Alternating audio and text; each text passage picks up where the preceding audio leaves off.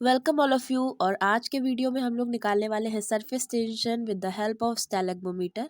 और पहले स्टैलेग्मोमीटर के बारे में समझ लेते हैं। तो ये है स्टैलेग्मोमीटर। इसमें एक पॉइंट ए है जहाँ तक हमको कोई भी सॉल्यूशन फिल करना है और बी तक खाली करना है, पॉइंट बी तक जहाँ पर बी मार्क है। और इसके नीचे बना हुआ है कैपिलरी ट्यूब जो कि बहुत नैरो सा है, उसमें से ड्रॉप ड्रॉप करके वाटर निकलेगा। और ये रही ऊपर एक बल्ब। ये पूरा स्ट्रक्चर है स्टैलेग्मोमीटर का। और आगे हम लोगों को चाहिए कुछ परसेंटेज, अलग अलग परसेंट के सॉल्यूशंस इस प्रैक्टिकल को करने के लिए।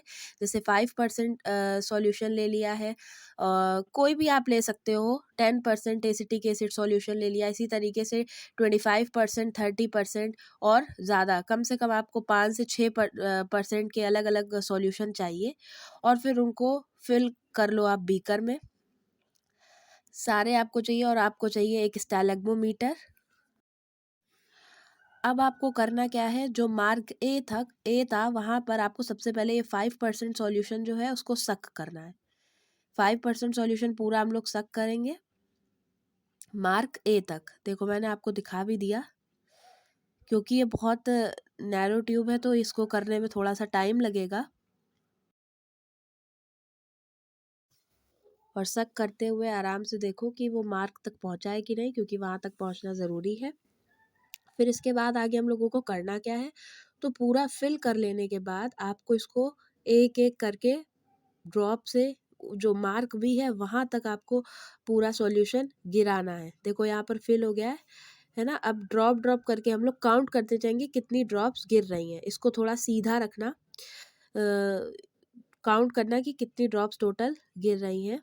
मेरा बहुत ज़्यादा नैरो था, इसलिए ये ऑलमोस्ट 70 के आसपास आई थी ड्रॉप्स। तो जैसे अगर थोड़ा सा जो नैरो नहीं होगा तो उसमें से ड्रॉप और जल्दी निकलेंगी। जैसे कुछ स्टैलेग्मोमीटर थे लैब में, वहाँ से 50 के ऑलमोस्ट निकल गया था, मेरा 70 के आसपास आया था। इस एक सॉल्यूशन से आपको 3 बार रीडिंग लेनी है, यानी 3 बार आपको मार्क ए तक फिल कर लेना है और बी तक खाली करना है और ड्रॉप्स काउंट करके लिखनी है 3 बार एक सॉल्यूशन से।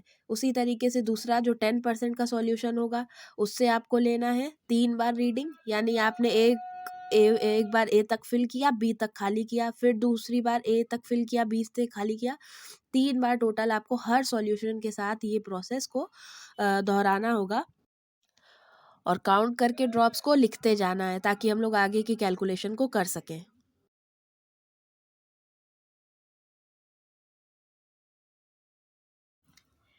जैसे ही एक बार ए से बी तक हो जाए, दोबारा इसको पूरा सक करना है खाली होने के बाद। और फिर से आपको सक करने के बाद ड्रॉप्स को पूरा काउंट कर लेना है। 3 बार करना है ये काम।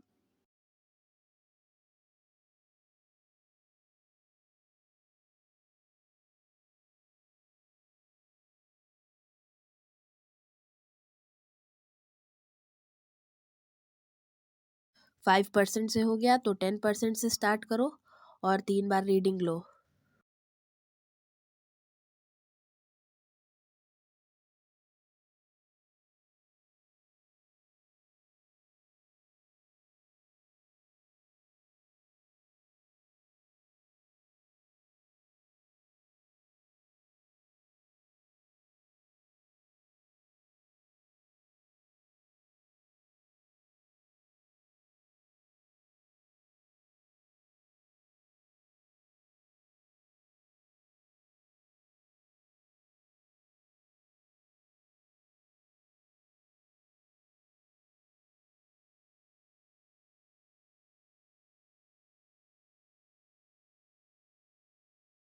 तो रीडिंग ले ली है, अब कैलकुलेशन करते हैं। 5% पे देखिए तीनों रीडिंग ले ली, उसका मीन निकाल लिया, तीनों को ऐड करके बाय 3। ऐसे 10%, 15%, 20% अननोन।